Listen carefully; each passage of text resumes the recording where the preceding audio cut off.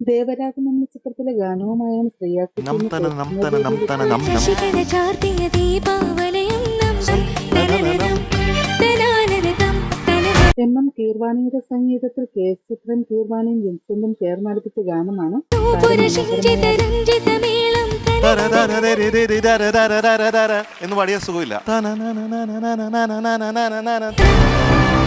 വിധികർത്താവായ ആര്യദയാലിന് സർപ്രൈസുമായി top singer വേദി.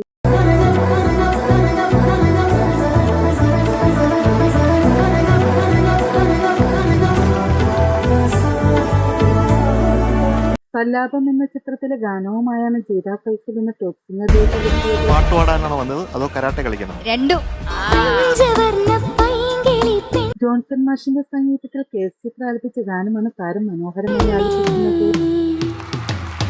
Whole നന്നായിരുന്നു കേട്ടോ. കേൾക്കാൻ ചില സാധനങ്ങളൊക്കെ ഔട്ട്സ്റ്റാൻഡിംഗ് ആയിട്ട് പാടിയെന്ന് തന്നെ പറയാം. മായാമയൂരം എന്ന ചിത്രത്തിൽ കെ ജെ യേശുദാസ് മിസ് ജാനകിനെ ആലപിച്ച ഗാനവുമായാണ് അന്തിക എന്ന ടോപ്പ് സിംഗർ വേദിയിലെത്തിയത്. എല്ലാ സിംഗേഴ്സിനുള്ള ഒരു പ്രോബ്ലമാണ്. ചില ദിവസം നമ്മൾ വിചാരിക്കുന്ന മാതിരി നമുക്ക് പാടാൻ പറ്റില്ല. എന്തിനാണ് അൻവി കൊണ്ട് ഈ പാട്ട് ഇപ്പൊ നമ്മൾ പാടിപ്പിച്ചതെന്നുള്ളതിൽ എനിക്ക് സങ്കടമുണ്ട്. താരത്തിന്റെ ആലാപനത്തിൽ ചില തെറ്റുകൾ സംഭവിക്കുന്നുണ്ട്. തിരുമധുരം സങ്കടമൊന്നും വരണ്ട. ഇതിന്റെ 10 ഇരട്ടി അടിപൊളിയായിട്ട് പാടാൻ പറ്റുമെന്ന് ഞങ്ങൾക്കറിയാം.